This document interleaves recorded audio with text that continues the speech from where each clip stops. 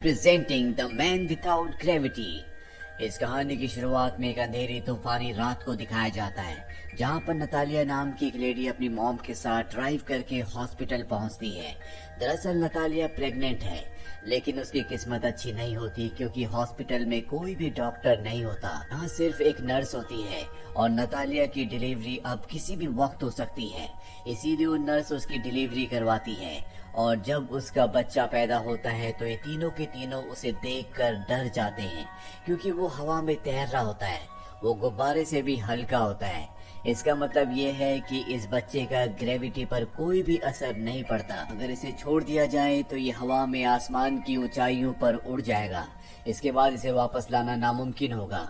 Natalia को और उसकी मॉम को समझ में आ जाता है कि ये बच्चा कोई सामान्य बच्चा नहीं है, बल्कि ये कोई एक्स्ट्रा ऑर्डिनरी बच्चा है। वो नहीं चाहते कि इस बच्चे के बारे में किसी को भी पता चले, इसीलिए वो चुपचाप हॉस्पिटल से निकलने की कोशिश करते हैं। लेकिन रिसेप्शन पर नर्स उन्हें देख लेती है। वो उन्हें रोकने की कोशिश करती है। वो कहती है कि तुम्हारे जाने का वक्त अभी नहीं हुआ। लेकिन नतालिया अपने बेटे और अपनी मॉम के साथ अपने घर वापस आ जाती है। हॉस्पिटल वालों के पास उनका एड्रेस भी नहीं होता। और अब घर आने के बाद नतालिया की मॉम नतालिया से कहती है कि ये बच्चा सामान्य नहीं है, हमें इसे दुनिया से छुपा कर रखना होगा। अगर वैज्ञानिकों को इस बारे में पता लगा तो वो इस बच्चे को अपने साथ ले जाएंगे, वो इसके ऊपर एक्सपेरिमेंट्स करेंगे। तुम्हें बताना होगा कि इसके पिता का नाम क्या है। नतालिया बहुत ही स्ट्रेंज आंसर देती है। वो कहती है कि मुझे नहीं पता कि इस बच्चे का पिता कौन है। इसका मतलब ये हो सकता है कि नतालिया के शायद कई लोगों के साथ रिश्ते हों। ये तय करते हैं कि ये बच्चे को घर से कभी बाहर नहीं निकालेंगे, नहीं तो बच्चे की असलियत का सबको पता चल जाएगा। और इसी तरह से बच्चे की घर पर ही देखभाल करना शुरू कर देते हैं। लेकिन जब ये दोनों बच्चे के पास नहीं होते तो बच्चा उड़कर अपने आप ही ऊपर चला जाता है, यानी सीलिंग तक, जिसे वापस लाने में ऑस्कर की ग्रैंड मदर को बहुत मेहनत करनी पड़ती। साथ ही ऑस्कर जब ऊपर जाता है तो सीलिंग की जो सतह होती है वो बहुत हार्ड होती है, जिससे उसे नुकसान पहुंच सकता है।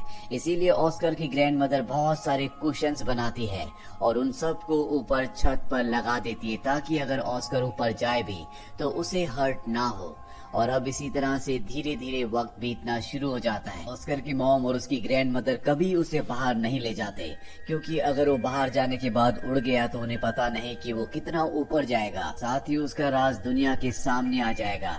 ऑस्कर जब दूसरे बच्चों को स्कूल जाते हुए देखता था, खेलते हुए देखता था, तो उसका मन करता था कि वो भी उनके साथ खेले, वो भी स्कूल जाए, लेकिन उसे बाहर जाने की इजाजत नहीं थी। ऑस्कर की ग्रैंड मदर ही उसे घर पर पढ़ाती है, जो ऑस्कर से बहुत प्यार करती है।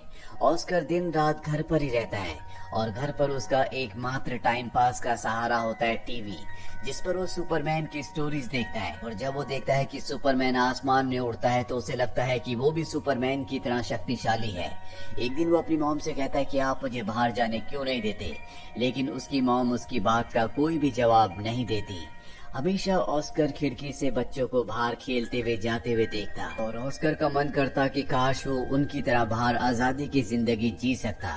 और एक दिन वो तय करता है कि वो खिड़की से बाहर जाएगा, और जब वो बाहर जाने की कोशिश कर रहा होता है तभी उसकी ग्रैंड मदर उसे देख लेती है। वो कहती है कि तुम बाहर नहीं जा सकते, और इसके बाद गुस्से में वो खिड़की को पूरी तरह से सील कर देती है। ऑस्कर ये देखकर उदास हो जाता है। यहाँ पर ऑस्कर की मॉम भी होती है और वो कहती है कि ऑस्कर हमेशा घर पर नहीं रह सकता। वो तय करती है कि वो ऑस्कर को बाहर जाने की इजाजत देगी। हालांकि उसकी मॉम यानी कि ऑस्कर की ग्रैंड मदर ऐसा नहीं चाहती, लेकिन ऑस्कर की मॉम कहती है कि जिस तरह से हम ऑस्कर की जेब में घर में भारी चीजें रखते हैं जिससे वो उड़ता नहीं है, उसी तरह से वो घर से बाहर भी जा सकता है, बस वो अपनी जेब से उन भारी चीजों को, वेट्स को नहीं निकालेगा। और अब ऑस्कर की मॉम ऑस्कर को पहली बार घर से बाहर ले जाती है। बाहर की दुनिया देखकर ऑस्कर को बहुत खुशी होती है। और जब उसकी मॉम एक शॉप के अंदर होती है तो ऑस्कर बाहर इंतजार कर रहा होता है। तभी वहाँ पर एक लड़की आती है जिससे ऑस्कर टकरा जाता है, उसका सामान नीचे गिर जाता है। इस बच्ची का नाम एगथा होता है। एगथा ऑस्कर को कहती है कि तुमने मेरा सामान गिराया है, अब तुम्हें पानी की बोतल्स मेरे घर तक लेकर आनी होगी। वो उसे 2 बड़ी बड़ी पानी की बोतल्स पकड़ा देती है। हालांकि ऑस्कर मना करता है, क्योंकि उसकी मॉम ने उसे कहीं भी जाने से मना किया था। लेकिन एगथा के बार बार कहने पर वो उसके पीछे पीछे उसके साथ उसके घर की तरफ चल पड़ता है। उसकी जेब में भी वेट्स होते हैं और हाथ में बॉटल्स होती हैं, जिससे वो जल्दी थक जाता है और रास्ते में अपनी जेब से वेट्स निकाल देता है, जिसकी वजह से वो उड़ नहीं रहा होता। और अब उसके हाथ में पानी की बॉटल्स हैं, इसीलिए अब भी वो ग्रेविटी के साथ यानी कि धरती के साथ चल रहा होता है। अब जल्दी एगाथा का घर आ जाता है। वो उससे अपनी पानी की बॉटल्स मांगती है, लेकिन ऑस्कर देने से साफ साफ मना कर देता है, क्योंकि उसे पता है कि अगर उसने बॉटल छोड़ दी तो वो हवा में उड़ना शुरू हो जाएगा। और ऑस्कर की मॉम ने उसे बताया था कि जिस तरह सुपरमैन अपने सुपरमैन के राज को छुपा कर रखता है, असल जिंदगी में वो आम इंसान बनकर रहता है, उसी तरह से तुम्हें भी अपने राज को छुपा कर रखना होगा। लेकिन एगाथा उससे पानी की बॉटल छीन लेती है, जिससे वो हवा में उड़ना शुरू हो जाता है, लेकिन ऊपर शेड होता है जिससे वो टकरा कर वहीं पर रुक जाता है। एगाथा उसे देखकर हैरान होती है। वो कहती तुम तो सुपरमैन हो। ऑस्कर उसे कहता है कि मुझे मदद की जरूरत है, नहीं तो मैं नीचे नहीं आ पाऊंगा। तुम्हें मुझे किसी चीज की मदद से नीचे खींचना होगा। ये सुनने के बाद एगाथा अंदर जाती है और अपना स्कूल बैग ले आती है और स्कूल बैग के सहारे वो वापस नीचे आ जाता है। अब क्योंकि स्कूल बैग भारी होता है, इसीलिए वो उसे टांग लेता है, जिस वजह से वो उड़ता नहीं है। यहाँ पर ऑस्कर और एगाथा की बहुत अच्छी दोस्ती हो जाती है। ऑस्कर एगाथा से कहता है कि तुम वादा करो कि मेरे इस राज को कभी किसी को नहीं बताओगी। वो कहती है कि मैं वादा करती हूँ। वहीं ऑस्कर की मॉम को दिखाया जाता है, जो ऑस्कर के लिए बहुत परेशान होती है, क्योंकि उसने उसकी जेब में जो वेट्स डाले थे वो उसे रास्ते में मिले थे। और अब ऑस्कर की मॉम और उसकी ग्रैंड मदर को लगता है कि ऑस्कर हवा में उड़ गया, क्योंकि उसने अपनी जेब से वेट्स निकाल कर फेंक दिए। ये दोनों के दोनों बहुत परेशान होते हैं। इन्हें कुछ समझ नहीं आता कि इन्हें क्या करना चाहिए। और तभी ऑस्कर घर आ जाता है। उसके पास अब भी एगाथा का बैग होता है, जिससे वो हवा में उड़ नहीं रहा होता। उसकी मॉम कहती है कि बैग किसका है। वो बताता है कि मेरी एक लड़की से दोस्ती हुई है जिसका नाम एगाथा है। ऑस्कर की मॉम पूछती है क्या तुमने उसे अपने राज के बारे में बताया। वो कहता है कि नहीं। दरअसल वो अपनी मॉम से झूठ बोल देता है। और अब धीरे धीरे ऑस्कर और एगाथा की दोस्ती और भी गहरी हो जाती है। एगाथा हमेशा ऑस्कर के घर पर आती है, जहाँ पर ये दोनों खेलते हैं। लेकिन एक दिन खेल ही खेल में जब ऑस्कर से एगाथा उसके उड़ने के बारे में पूछ रही होती है, तभी ऑस्कर की मॉम ये सुन लेती है और उसे पता चल जाता है कि ऑस्कर ने अपने राज को एगाथा को बताया है। वो एगाथा को घर से जाने के लिए कहती है और अगले दिन जब एगाथा दोबारा ऑस्कर से मिलने आती है तो कह देती है कि ऑस्कर घर पर नहीं है। इसके बाद और भी कई बार एगाथा ऑस्कर से मिलने उसके घर जाती है, लेकिन ऑस्कर की मॉम कभी भी एगाथा को ऑस्कर से मिलने नहीं देती। और अब आसपास के जो लोग होते हैं उन्हें शक होना शुरू हो जाता है। उन्हें लगता है कि ऑस्कर की मॉम और उसकी ग्रैंड मदर ने ऑस्कर को घर में कैद किया है, इसीलिए ना वो अपने बच्चे को स्कूल भेजते हैं और ना ही बाहर खेलने के लिए आने देते हैं। अब इनके आसपास के लोग पुलिस को कंप्लेंट कर देते हैं। पुलिस वाले इनके घर पर आते हैं और ऑस्कर से पूछताछ करते हैं। ऑस्कर कहता है कि मेरी मॉम और मेरी ग्रैंड मदर मुझसे बहुत प्यार करते हैं, लेकिन जाने से पहले पुलिस ऑफिसर वार्निंग देता है कि अगर तुम्हारा बेटा कल से स्कूल नहीं गया तो मैं दोबारा वापस आऊंगा और तुम्हें अरेस्ट कर लूंगा। इसीलिए ऑस्कर के मॉम को उसे स्कूल ले जाना पड़ता है। पर जब वो स्कूल के कॉरिडोर में जाते हैं तो देखते हैं कि सब बच्चों के बैग वहाँ पर टंगे हुए हैं, जिसका मतलब ये है कि ऑस्कर भी हमेशा बैग के साथ नहीं रह सकता। और अगर उसने अपना बैग उतारा और अपनी जेब से कभी वेट्स निकाल दिए तो वो हवा में उड़ना शुरू हो जाएगा। उसे यकीन हो जाता है कि ऑस्कर एक नॉर्मल लाइफ कभी नहीं जी सकता। इसीलिए नटालिया वापस ऑस्कर को ले आती है। नटालिया की मॉम गाड़ी में होती है और वो कहती है कि हमारा बच्चा कभी भी एक आम बच्चा नहीं बन पाएगा। जो बात सोचकर नटालिया और उसकी मॉम की आंखों में आंसू आ जाते हैं और अब ये तय करते हैं कि ये इस शहर को छोड़कर कहीं दूर चले जाएंगे। ये यहाँ से दूर एक बर्फीली सुनसान जगह पर शिफ्ट हो जाते हैं, ताकि ऑस्कर के बारे में कभी किसी को कुछ पता न चले। धीरे धीरे वक्त बीतता है और अब ऑस्कर बड़ा हो चुका है। ऑस्कर की ग्रैंड मदर अब इस दुनिया में नहीं रही। वो सिर्फ अपनी मॉम के साथ इस सुनसान बर्फीली जगह पर रहता है। ऑस्कर की मॉम ऑस्कर का बहुत ध्यान रखती है। ऑस्कर भी अपनी मॉम से बहुत प्यार करता है, लेकिन इतने सालों से घर के अंदर बंद रहकर वो पूरी तरह से परेशान और उदास हो चुका है। आज भी उसके पास एगाथा का वो बैग होता है जो बचपन में एगाथा ने उसे दिया था। वो एगाथा को बहुत मिस करता है और उस बैग को कभी अपने से दूर नहीं रखता। हमेशा वो सुपरमैन की कहानियां किताबों में पढ़ता है और उसे लगता है कि अगर दुनिया को उसका राज पता चल जाए तो हो सकता है कि वो भी सुपरमैन की तरह फेमस हो जाएगा। लेकिन जब भी वो दुनिया को अपना राज बताने की बात करता है तो उसकी मॉम साफ साफ मना कर देती है। उसकी मॉम को लगता है कि अगर दुनिया को उसका राज पता चल गया तो वो अपने बेटे को खो देंगी। लेकिन एक दिन उसका सब्र का बांध टूट जाता है और ऑस्कर अपनी मॉम को बताए बिना घर से बाहर निकल जाता है।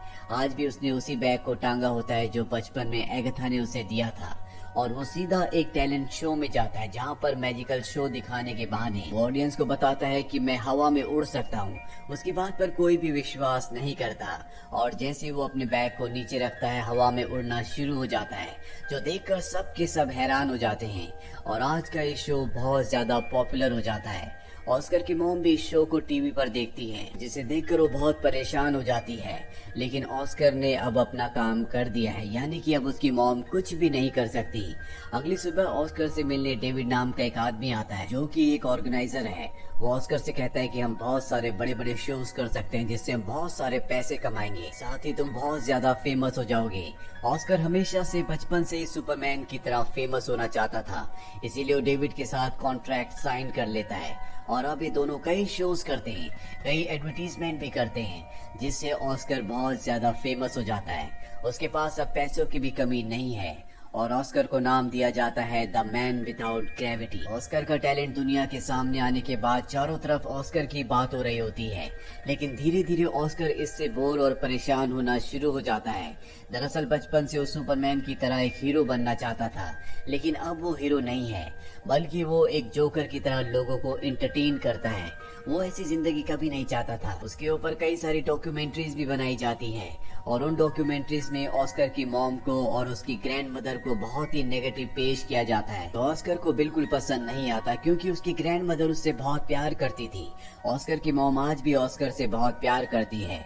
ऑस्कर इस जिंदगी से पूरी तरह से फ्रस्ट्रेट हो चुका है और एक शो में जहाँ उसे एंजल की कॉस्ट्यूम पहनाई जाती है, उस शो में वो पूरी तरह से अपना आपा खो देता है। वो सबको कहता है कि मैं कोई एंजल नहीं हूँ, मैं एक आम इंसान हूँ। और अब ऑस्कर तय कर लेता है कि वो इस काम को हमेशा के लिए छोड़ देगा। वो डेविड से कहता है कि अब मैं इस काम को कभी नहीं करूंगा।